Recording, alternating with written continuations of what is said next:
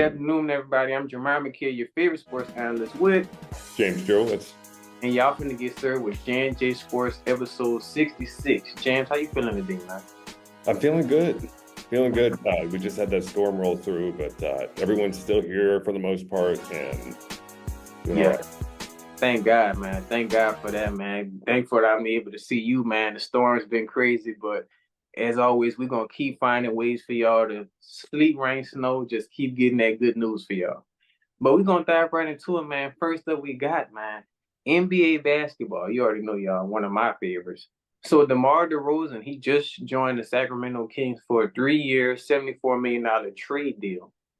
Now, James, when you heard this, man, what were you thinking about? Because this one was out of nowhere for me. I think that the Kings just got better, Yeah. a lot better. Oh yeah, man. I mean, this is a great move for him. Honestly, I mean, the Kings made a move with DeRozan before the Lakers even had the option because we got to think about it. He was their option too. You know, the Lakers. So it would have been him, Bronny, James, all that. So, which I feel like that's too much anyway. You know what I'm saying? But just to get us more into it, man, how valuable do the Kings think DeMar DeRozan is, and can he be a value for that team?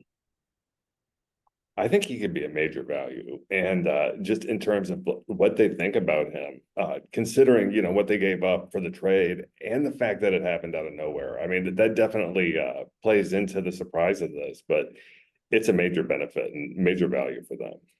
Yeah, it was, man. They obviously think he's very valuable, man, giving up Harrison Barnes and an unprotected pick that they had for the 2031 draft from the San Antonio Spurs and the guard Chris Duarte and 2 draft picks. So they gave up a lot for him, man.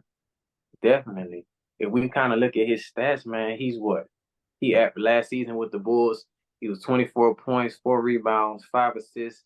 He's a 6-time All NBA star, McDonald's All American, and a Pac-10 tournament MVP winner. The only thing missing on his resume is that ring, man. Definitely. I Um, agree. And it's not too late. There's definitely still a chance coming up here. yeah, It's I just feel like mhm. well for the Kings to have continued playoff success, and we want to see them like stack more wins up. Yeah, like I said, he just had to be in the right situation, and I feel like the Kings would be the right situation. I mean, just thinking about them last season, they was in a pretty good standing. They was almost up there with the Celtics and Mavericks and all them. So he can be that boost for them. You know what I mean? Just being that boost and to get them to that point, and just to keep us going, man. So, based off his resume, he had a pretty good resume, man, as far as his career. um, what is the only thing you feel that he needs left, like that he feels he only needs to accomplish left? You know what I mean? That he wants to. What do you think? Well, yeah, you had mentioned 6-time, pro. So obviously, I think it's the championship ring, and once he gets one, he's obviously going to want, another. That's usually how it works, to stack up wins, and the Kings definitely have a shot, and they have a chance to do it. And just like it feels like the Kings were kind of a surprise the past few years in their success. This trade was also a surprise. So maybe it's Yeah, only going to be good for them. yeah. I feel like the only thing missing, like what every NBA player should want anyway, is a championship ring. Because just it's still having that passion and love for the game. You know what I mean? And I feel like with the Kings, man, they're a young team. You know what I'm saying? And DeRozan is, he still plays like he's a young player. So if they can find a way to sync, they're gonna be a bad team, James. Definitely. I think that'll be the end goal for him though, is that ring. You know what I mean? Definitely. It, Um, it really is the end goal, but also it's not just specifically just that winning the ring for themselves, but it's also for their teammates, the team, and the city. So right. Yeah, yeah. It's a symbolization for each thing. Like for yourself, for your career, everything you work for the team, and then the fans. Because I mean, you're doing it for them too. For that city to make that city happy. So yeah, all of that plays a part in it. You know what I mean? Uh, the Kings were, like I said, Kings were close to making to the championship a couple seasons. With such nice young talents, with DeRozan, being a new add-on. Let's just say this next season coming, can they make it to the championship? I think they definitely have a shot, and it's about that sustained playoff success. And I think that's one of the things that he brings to the team and to the table, and one of the things that he can help this team out with. Yeah, Getting them in the right situation and on the right team. We might see the Kings headed to the finals this next season. yeah, because we got to think about it. It's a lot of teams last season that really snuck up, and we wasn't really expecting to even be close. Like the Timberwolves, for example, we wasn't expecting them, but they just crept their way in there, and they got pretty far. So I think they might be one of those teams, James. But y'all let us know how y'all feel in the comments. How y'all feel about this trade deal with DeRozan, and do y'all feel like the Kings can get far with him and sink in? I hope it works out for him. You know what I mean? Definitely. But before we get into the next one, man, I got a few sports news topics of the day uh for you guys. So first things first, man. Luca gets sent home by Giannis in the FIBA Olympic tournament, sending his team from Slovenia back home. Now, James, I don't know if you heard about this, but well, have you heard about this, man? I hadn't. That's fascinating, though.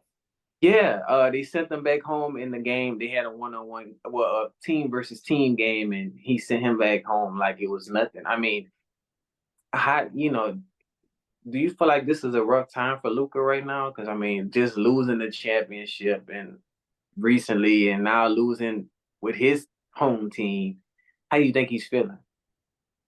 I'm going to say yes and no. It's a good and a bad thing. So I think he's definitely upset that he didn't do better in the NBA Finals, obviously.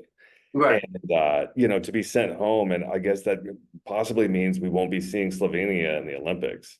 So that's another disappointment for him.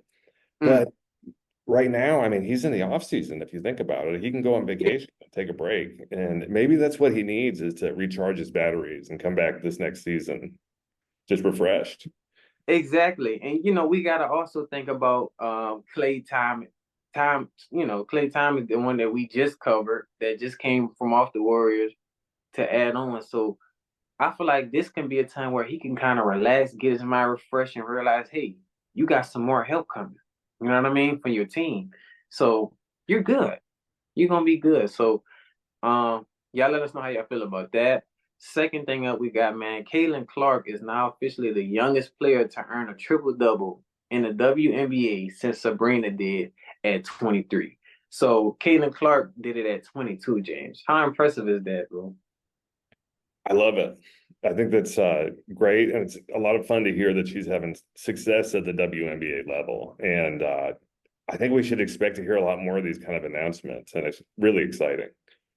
Yeah, and you know what's gonna come next, and we kind of covered it, man. Her being in the Olympics, I'm telling you, it's definitely coming.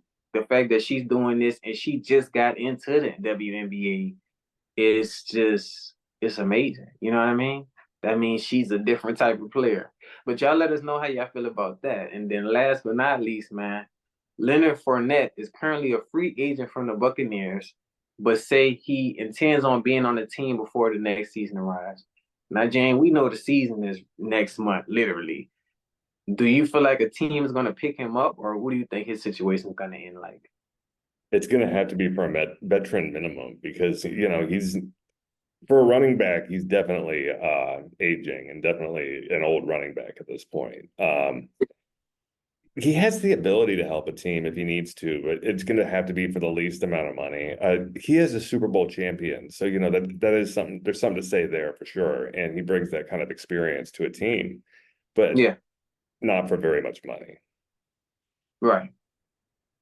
Right. I mean, we will just have to kind of play out and let it see. Hopefully he finds a good team and a team that can, help him sink in, uh, help him, help the team out.